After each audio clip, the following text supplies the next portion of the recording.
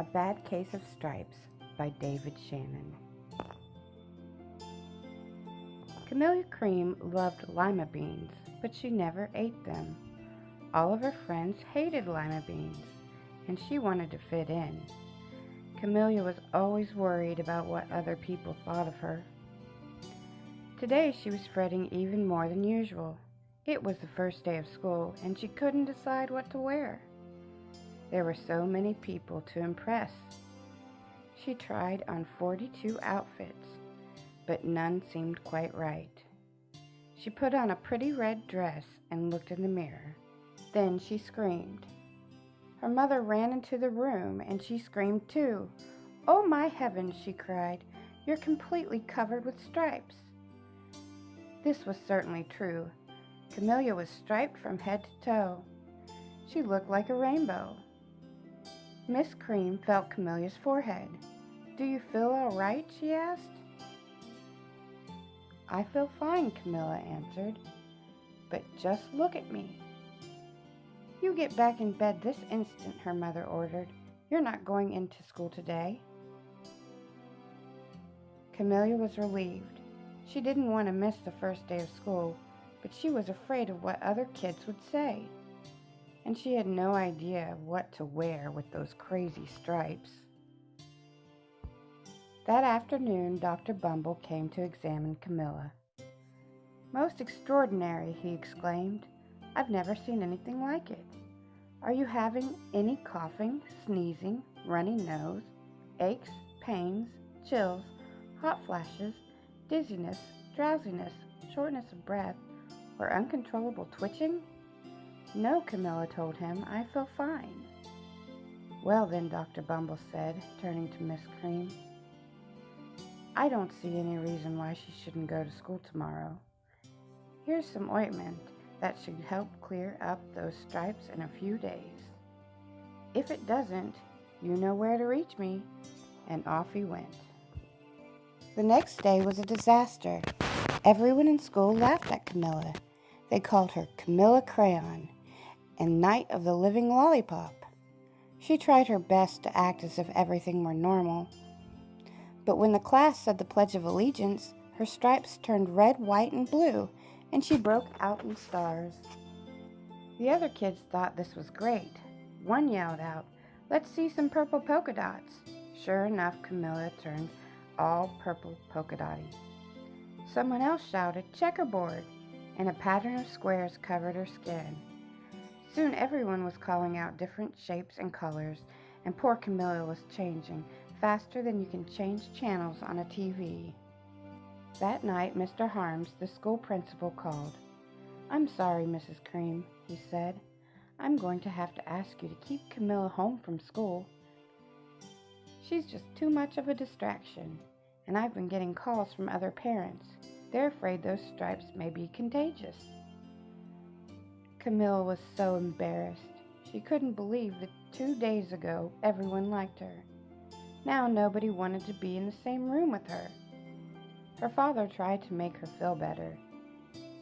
"Is there anything I can get you, sweetheart?" he asked. "No, thank you," sighed Camilla. What she really wanted was a nice plate of lima beans, but she had been laughed at enough for one day. Well, I see," Dr. Bumble mumbled when Mrs. Cream phoned the next day. "I think I'd better bring in the specialist. We'll be right over." About an hour later, Dr. Bumble arrived with 4 people in long white coats. He introduced them to the Creams. "This is Dr. Group, Dr. Sponge, Dr. Cricket, and Dr. Young." Then the specialist went to work on Camilla. They squeezed and jabbed, tapped and tested. It was very uncomfortable. "Well, it's not the mumps," concluded Dr. Group. "Or the measles," said Dr. Sponge. "Definitely not chicken pox," put in Dr. Cricket. "Or sunburn," said Dr. Young. "Try these," said the specialist. They each handed her a bottle filled with different colored pills. "Take one of each before bed," said Dr. Group. Then they filed out of the front door. followed by Dr. Bumble. That night, Camilla took her medicine. It was awful. When she woke up the next morning, she did feel different, but when she got dressed, her clothes didn't fit right. She looked in the mirror, and there, staring back at her, was a giant, multicolored pill with her face on it. Dr. Bumble rushed over as soon as Mrs. Cream called. But this time, instead of the specialist, he brought the experts, Dr. Gord and Mr. Mellon, and the finest scientific minds in the land. Once again, Camilla was poked and prodded, looked at and listened to. The expert wrote down lots of numbers. Then they huddled together and whispered. Dr. Gord finally spoke. It might be a virus, he announced with authority. Suddenly, fuzzy little virus balls appeared all over Camilla. Or possibly some form of bacteria, said Mr. Mellon. Out popped squiggly little bacteria tails. Or it could be a fungus, added Dr. Gord. Instantly, Camilla was covered with different colored fungus splotches.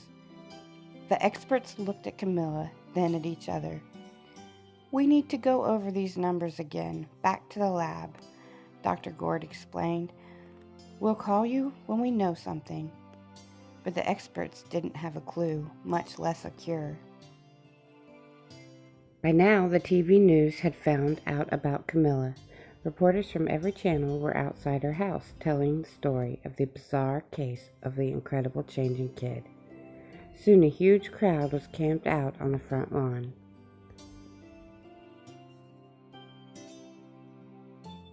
The Creams were swamped with all kinds of remedies from psychologists, allergists, herbalists, nutritionalists, psychics, and old medicine man, a guru, and even a veterinarian. Each so-called cure only added to poor Camilla's strange appearance, until it was hard to even recognize her. She sprouted roots and berries and crystals and feathers and long furry tail, but nothing worked. One day, a woman who called herself an environmental therapist claimed she could cure Camilla. Close your eyes, she said. Breathe deeply and become one with your room. I wish you hadn't said that, Camilla groaned. Slowly, she started to melt into the walls of her room. Her bed became her mouth. Her nose was the dresser. And 2 paintings were her eyes. The therapist screamed and ran from the house. What are we going to do? Cried Mrs. Cream. It just keeps getting worse and worse. She began to sob. At that moment, Mr. Cream heard a quiet little knock at the front door. He opened it, and there stood an old woman who was just as plump and sweet as a strawberry. Excuse me, she said brightly, but I think I can help. She went into Camilla's room and looked around. My goodness, she said with a shake of her head. What we have here is a bad case of stripes, one of the worst I've ever seen. She pulled a container of small green beans from her bag. Here, she said, these might do the trick. Are those magic beans? Asked Mrs. Cream. Oh my, no, replied the kind old woman. There's no such thing. These are just plain old lima beans. I bet you'd like some, wouldn't you? She asked Camilla. Camilla wanted a big, heaping plateful of lima beans, more than just about anything, but she was still afraid to admit it. Yuck, she said. No one likes lima beans, especially me. Oh dear, the old woman said sadly. I guess I was wrong about you. She put the beans back in her bag and started towards the door. Camilla watched the old woman walk away.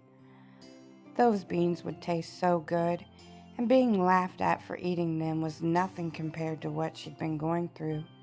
She finally couldn't stand it. Wait, she cried. The truth is, I really love lima beans. I thought so, the old woman said with a smile. She took a handful of beans and popped them into Camilla's mouth. Said Camilla. Suddenly, the branches, feathers, and squiggly tails began to disappear. Then the whole room swirled around. When it stopped, there stood Camilla, and everything was back to normal. "I'm cured," she shouted. "Yes," said the old woman. "I knew the real you was in there somewhere." She patted Camilla on the head, then she went outside and vanished into the crowd. Afterward, Camilla wasn't quite the same. Some of the kids at school said she was weird, but she didn't care a bit. She ate all the lima beans she wanted, and she never had even a touch of the stripes again.